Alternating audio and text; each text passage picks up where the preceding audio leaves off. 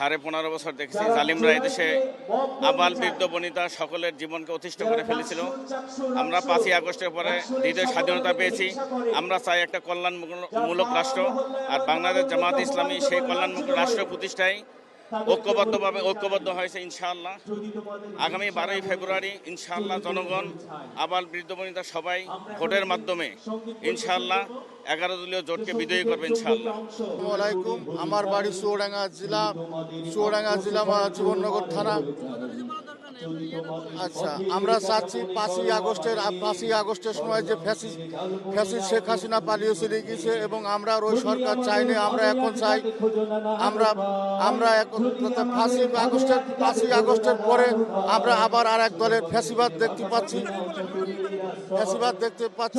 কিন্তু আমরা ওই ফ্যাসিবাদ সরকার আর দেখতে চাই না। আমরা এখন চাই সামনে যে সুষ্ঠু নির্বাচন, এই ভোটকে সুষ্ঠু নির্বাচনই জামাত ইসলাম দাঁড়িপাল্লাকে দেশের মানুষের দৃষ্টিশক্তিকে সুরক্ষিত রাখার প্রত্যয় নিয়ে এলো সেফ এলইডি লাইট। চাঁদা সন্ত্রাসী আমরা একটা ইনসামবিত রাষ্ট্র গঠন করতে চাই, ইসলামের আইন কানুন করতে চাই। আর আপনাদের যত চাঁদাবাজি হয়েছে আমরা একটা ভালো লোকে সৎ লোককে নির্মাণ করতে চাই। সেটা আমাদের জনগণের যে প্রত্যাশাটা সেটা আমরা বাস্তবায়ন করতে চাই, এবং যাতে দেশে চাঁদাবাজি সন্ত্রাসী টাকা লুটতারা এগুলো করতে না পারে।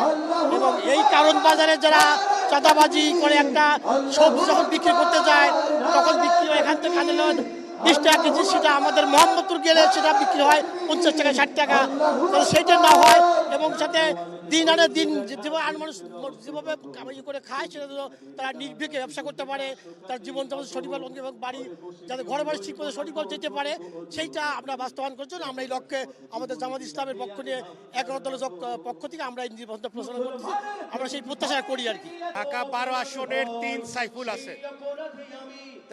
3 সাইফুলের ভিতরে এক সাইফুল হলো কাস্টমার্কার নিয়ে বামপন্থী। এই আসনের বামপন্থীদের কোনো আশ্রয় নাই। বাংলাদেশের মানুষ বামপন্থীদের পছন্দ করে না। 2 নম্বর হলো নীরব সাইফুল।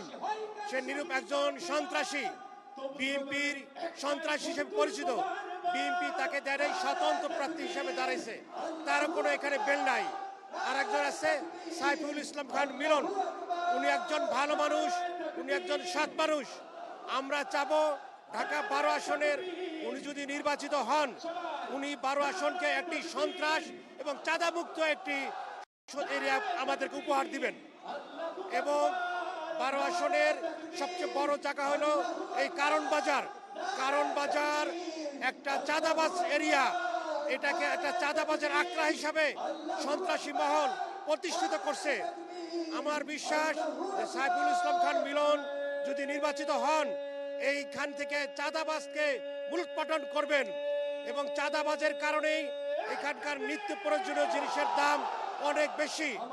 আপনারা জানেন যে এখানে যে কোনো একটা নিত্য প্রয়োজনীয় জিনিসের দাম, উদাহরণ হিসেবে বলতে একটা কফির দাম, যে কফির দাম 10 টাকা হয় সেটা মার্কেটে 30 টাকা 40 টাকা বিক্রি হয় শুধু চাঁদাবাজির কারণে।